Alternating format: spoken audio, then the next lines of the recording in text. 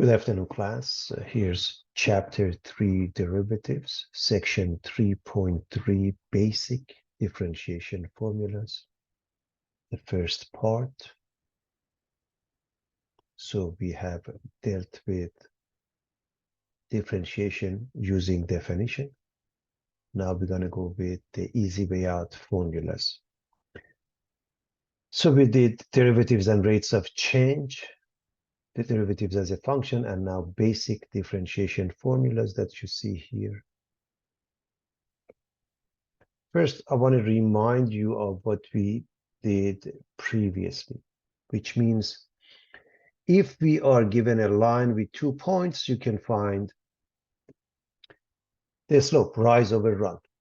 And all of them are the same thing, but different ways of writing rise over run, delta y over delta x. When the line that connects 2 points, known as secant line, it moves such that gets to the red line, known as the tangent line. It gives rise to the tangent line, which is the limiting position of the secant line PQ as Q approaches P. And therefore, in order to find the slope of that, we take the limit value for these two cases more specifically.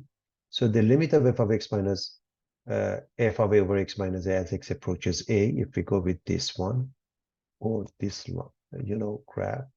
If you go with this one or this graph, m is the limit of f of a plus h minus f of a over h as h approaches 0. And we call this f prime of a, or m, the slope of a tangent line at x equals a. Now, there are different lines, standard form, point slope, slope intercept, which we have seen. And if we use the point slope for this pair, a comma f of a, it gives rise to the equation of a tangent line y minus f of a equals f prime of a times x minus a. However, you don't have to memorize that. Just go with the good old point slope. Also, when we look at this concept in general, rather than taking the limit at a specific point, we make this generalized f prime of a changes to f prime of x. This becomes the differentiation, the derivative function f prime of x, which is the limit of f of x plus h minus f of x over h as h approaches 0.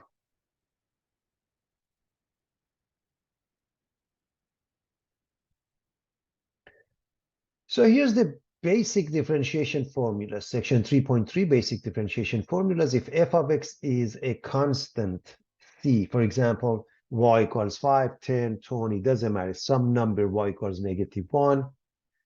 As you know, any horizontal line has the format y equals a number, a constant, with the slope being 0, and therefore f prime is 0. And so if you look at this concept, or reminding you of the graph of any horizontal line, the slope is 0. So when f of x equals c or y equals c, f prime equal to 0. We may use the definition f prime of x is the limit of f of x plus h minus f of x over h as h approaches 0, because f of x is a constant. F of x plus h, f of x, f of 10, f of 5, f of anything remains as c because it's independent of x. The numerator changes to 0. And 0 over h is 0, and the limit of 0 as h approaches 0 is 0. So we can look at it from a graphical point of view of any horizontal line, or remember, you can do the definition. So the derivative of a constant d dx, this is the Leibniz's notation, d dx of c is 0. C can be any number. I remind you of a compound interest a equals p times 1 plus r over n to the power of nt, where p is the principal, r is the rate, t is the time in years, and n is the number of compounding per year, a is the amount we end up with. Now, if we make this change, we let n over r be m, then the reciprocal of that becomes r over n. So r over n is 1 over m. If we do the cross product, n becomes r times m. So if you replace it right here,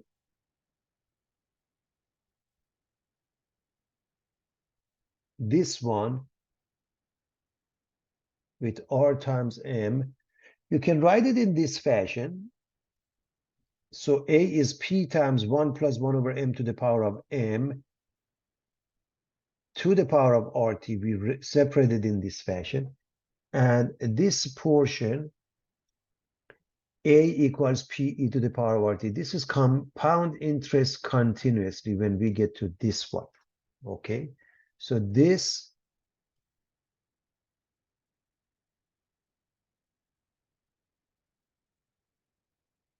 refers to this one, everybody. Compound interest continuously. So it's compounded continuously.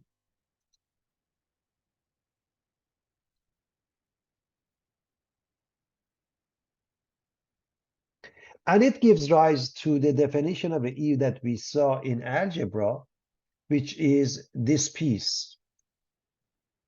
However, you take a limit of this piece, 1 plus 1 over m to the power of m, as m approaches infinity. That's the compounded interest continuously. Okay, so couple of interesting variations. If you let 1 over m be h, let's see what happens to this. So you replace this with h. You replace the m with 1 over h, because if 1 over m is h, h is 1 over m. So m is approaching infinity, then 1 over m is approaching 0, or h is approaching 0, and this changes to the following. The limit of 1 plus h to the power of 1 over h as h approaches 0. But more importantly, you know it's a number, 2.71828, and it continues indefinitely. But this is one definition we can use. And by the way, when m and m and m, they're all identical, they can be x, y, z, or for example, change it to n, it doesn't matter. That's one definition. And this definition, the limit of e to the power of h minus 1 over h as h approaches 0 equals 1. We will look at this one later on.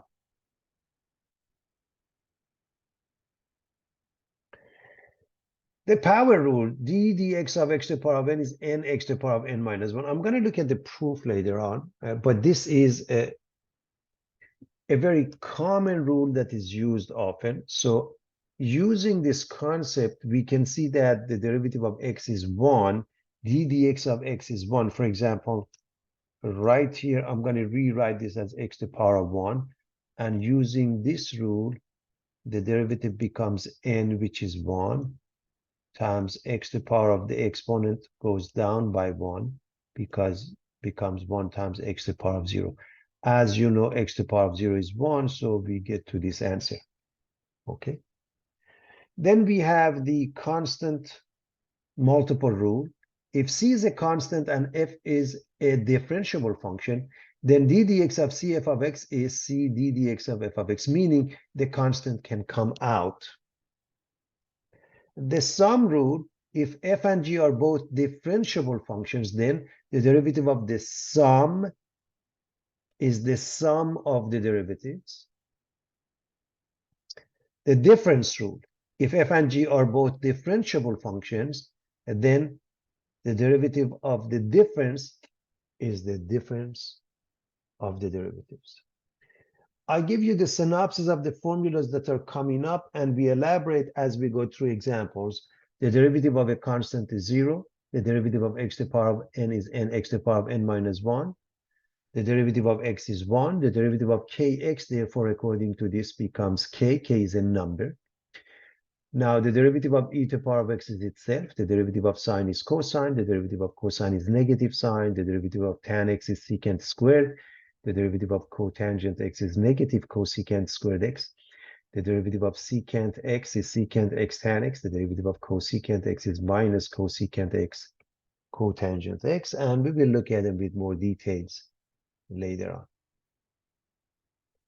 So the derivative of f of x equals x to the power of n is n x to the power of n minus 1. And we want to quickly look at the proof. You're not responsible for the proof, but if you can follow it, it shows your knowledge of algebra. So f prime of x has been defined as the limit of f of x plus h minus f of x over h as h approaches 0. So with this definition, this will change to this piece, x plus h to the power of n, and we're going to replace that. So this becomes the limit of x plus h to the power of n minus x to the power of n over h as h approaches 0. So if we can expand this properly, we should be able to come up with the answer. So I'm going to remind you of a couple of things from algebra, starting with the factorial. N factorial by definition is n times n minus 1, n minus 2, n minus 3, and goes all the way to 1, which means if you have a whole number, start with that and go down all the way to 1. 0 factorial is the same as 1 factorial or 1. As an example, 5 factorial is 5 times 4 times 3 times 2 times 1, which gives you 120. This is known as combination. Combination of n choose r. There are different ways of writing them.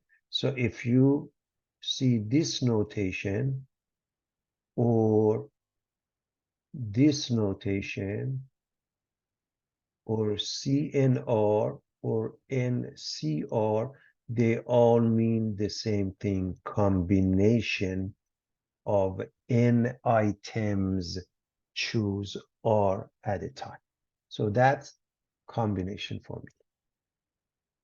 Binomial theorem states that a plus b to the power of n, you find combination of n choose 0, a to the power of n, b to the power of 0. Just right here, pay attention what happens. The top number, or n, is just the exponent here. This one, when we start, is 0. Then it goes to 1, 2, all the way to n. And the exponents add up to n. So this is n, this is 0. This is n minus 1, this is 1. This is n minus 2, 2. This is 0. This is n. And of course, everybody knows b to the power of 0 is 1. A to the power of 0 is 1. And we can see, first and foremost, different types of binomial theorems we have already experienced. If you recall, a plus b squared was a squared plus 2ab plus b squared. I went over that for you. A plus b cubed is a cubed plus 3a squared b plus 3ab squared plus b cubed. It comes from the binomial theorem. And this one, I want to explain how we arrive at 1. All you have to do, follow this, becomes n factorial over 0 factorial, n minus 0 factorial. This is 1. This is n factorial, and the ratio is 1. So this number becomes 1. In fact, this is n and this is 1. So let me just write this one also is 1. So this is 1. I'm going to leave it for you to show this one is 1 and this one is n. So it will be helpful when we go here. So let me clean up. And so we're going to expand the first one. When we expand the first one, x plus h to the power of n, according to this, we get x to the power of n, because remember, this is 1 and this is 1. So the first one to the power of n. The next one, n1 becomes n. A to the power of n minus 1, we're going to write x to the power of n minus 1. B to the power of 1 means h. The second one, n2, I'm going to keep it as such. A to the power of n minus 2, that means x to the power of n minus 2, and b squared becomes h squared. And the rest of them all the way to the end. The last piece class is b to the power of n, because this is 1, so is this one. So b to the power of n is h to the power of n. X to the power of n minus x to the power of n cancel each other. Whatever is left, we're going to factor out the h, and I'm going to tell you how it's going to happen. When I take the h out, this one, the h goes away. This one of them goes away, one of them remains, and the rest the same way. So how does this work? When one goes away, the exponent becomes n minus 2. This one becomes n minus 1. H and h cancel each other. So all of these terms involve h. Since h goes to 0, so does this one, this one, this one, this one, everything except the first one. And therefore, we prove when f of x, so the first term, okay? When f of x is x to the power of n, f prime of x is n x to the power of n minus 1. That is the power rule that we have a lot of usage for. Okay, everybody?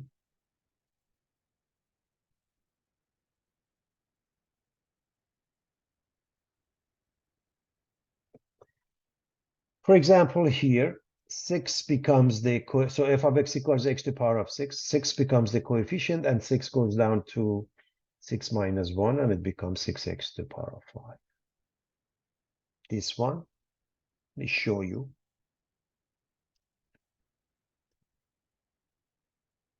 1000 becomes the coefficient, and then you subtract 1 from the exponent. You get 1000x to the power of 999. This one, 4 becomes the coefficient, and the exponent goes down by 1. 40 cubed with the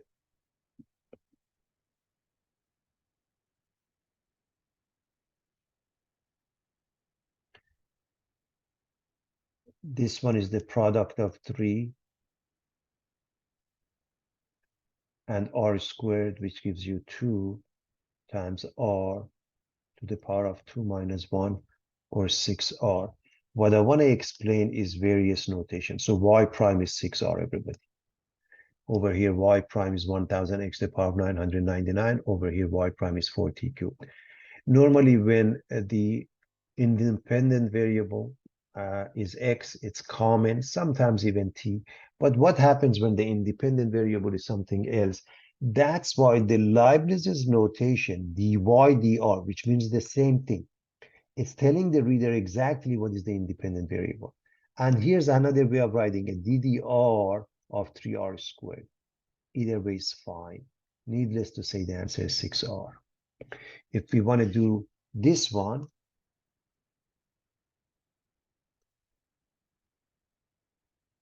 you say f prime is 10 times 6 x to the power of the same exponent minus 1, which gives us 60 x to the power of 5.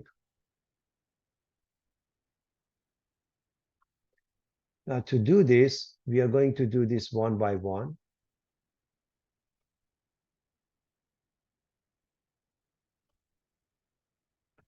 This one, 8 x to the power of 7. This one, 12 times 5, 60 x to the power of 4. This one, the product of minus 4 and 4, minus 16x cubed. This one, 10 times 3, 30x squared. This one, we get minus 6. We are using this one, everybody. Minus 6. And 5 goes to 0. So the answer is 8x to the power of 7, 60x to the power of 4, minus 16x cubed, plus 30x squared, minus 6x.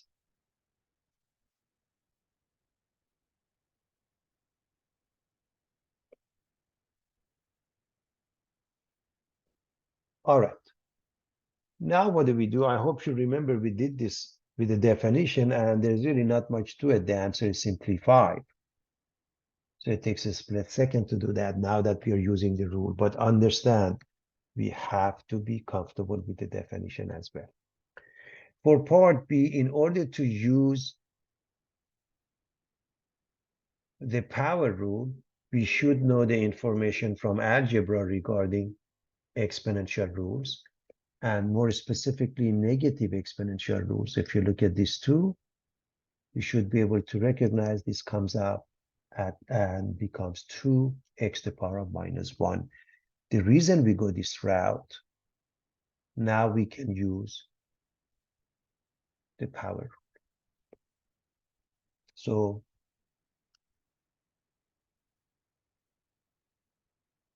f prime is 2 times the exponent, negative 1, and we subtract 1 from the exponent, which results in negative 2x to the power of negative 2. and we rewrite it as negative 2 over x squared. This one, we just multiply these two, we get 14x. Again, we had done this with the definition. It's a lot easier here.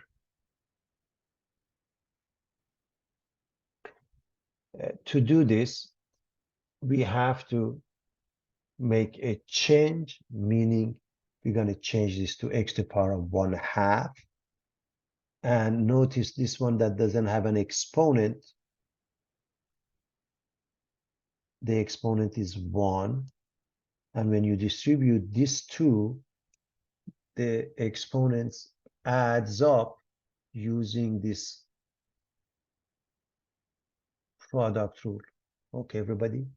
So these two, x to the power of 1 plus 1/2, or 3/2, 5x minus 2. So again, how did we get this? We are using the product rule here.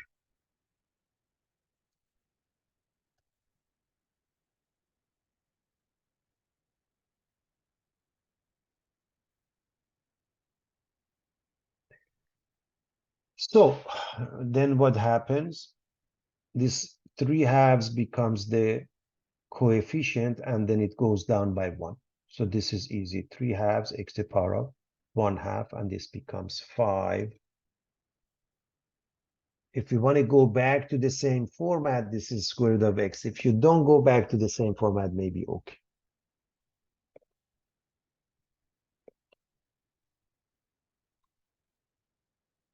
d dx of pi squared. Now, I just want you to pay attention to the question, and that is pi or pi squared or e or 5 or 10,000 or negative 2.518 makes no difference. They're all constant.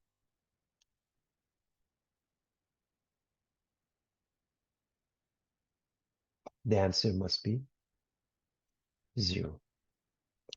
So the purpose of this question is just to make sure you're paying attention to the concept. So pi squared or pi cubed makes no difference. It is a number. The answer is therefore 0.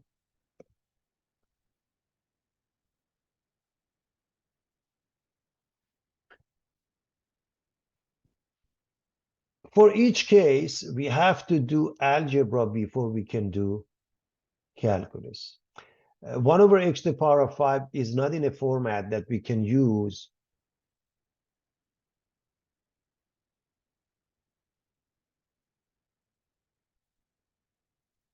the power rule. So we're going to write it as x to the power of minus 5 using exponential rules, more specifically negative exponential rules, and therefore we can write now as follows. F prime is minus 5 x to the power of the same exponent minus 1, which makes it minus 5 x to the power minus 6. And that's not a finished job. We rewrite it in this format, and we are done. And I hope you recognize this one as the one and only calculus step. Everything else is algebra.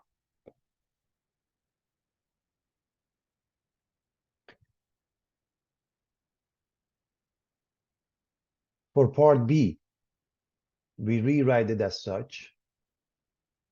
So that's an algebraic step. Now we're going to write f prime is 2 over 7 times negative 3 x to the power of minus 3 minus 1 or minus 4 gives us negative 6 over 7.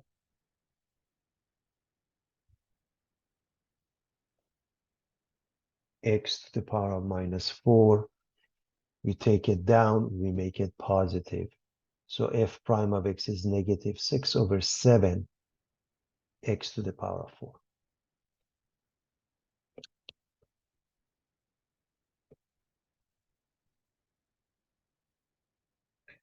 For part C,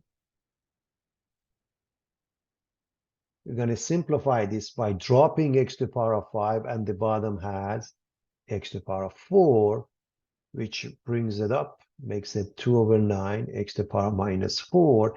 The reason we bring it up, because we want to use the power rule, and we are going to write f prime is 2 over 9 times negative 4. Now, x to the power of what? Minus 4 minus 1, or minus 5, which is negative 8 over 9. X to the power of minus 5, we take it down and we make it x to the power of positive 5. So algebra, algebra, algebra, and this one is the only calculus step. Many, many steps of algebra again. Calculus, everything else was algebra.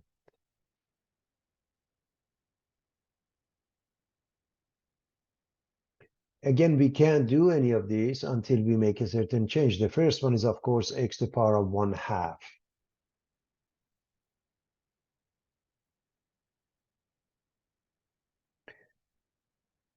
So f prime is 1/2 x to the power of 1/2 minus 1, or negative 1/2.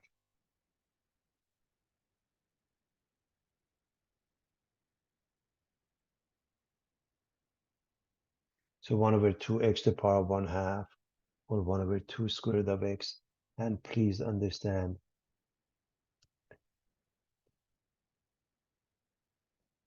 this is the only calculus step. Algebra, algebra, algebra, algebra. Everything is an algebraic step. For part E, again, we are going to make a change and rewrite it as 2x to the power of 4/5. So therefore, we can do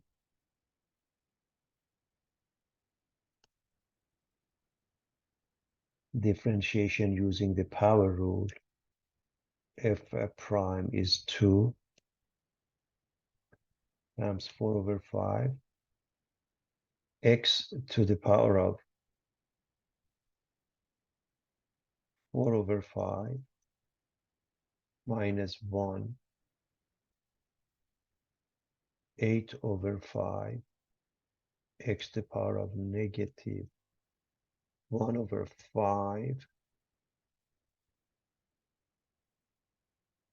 8 over 5 x to the power of positive 1 over 5, which is the 5th root of x. So again, take a look.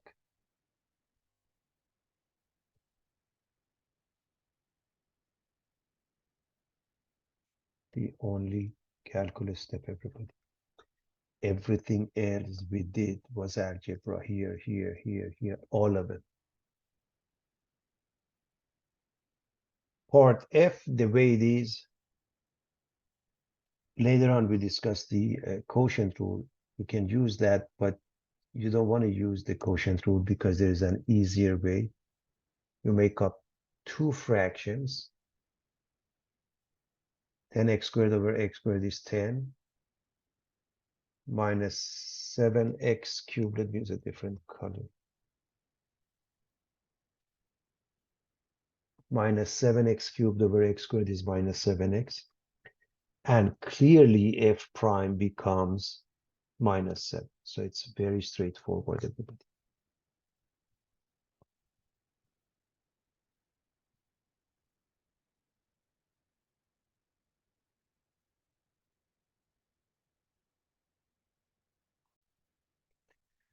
All right, class. So what we need to do is to take the derivative.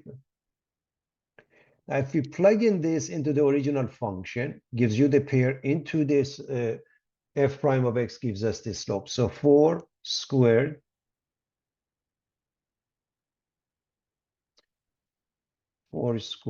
minus 3 times 4 minus 1 is 16 minus 12 minus 1, and it gives us 4 comma 3.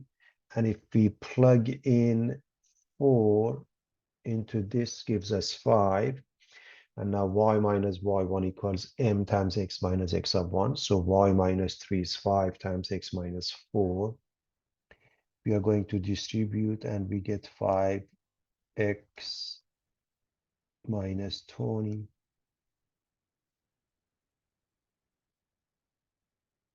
move the negative 3, and we get y equals 5x minus 17. Notice if you plug in the pair into this, it works, which means this process was done right.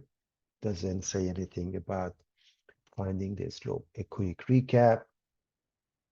When x is given, plug it into the original function, gives you the pair. You calculate f prime. This is not the slope, everybody. This is the derivative function. This represents infinitely many slopes of tangent lines. When you plug in a fixed number, such as 4, it gives you the slope of a tangent line at that given point. In this case, find the points for which the tangent lines are horizontal. First, you have to find f prime of x, 3x squared minus 6x. Then pay attention to the following, that horizontal lines have slopes that are 0. You set this equal to 0 and solve. To solve it, factor out the 3x. Either x is 0 or x is 2.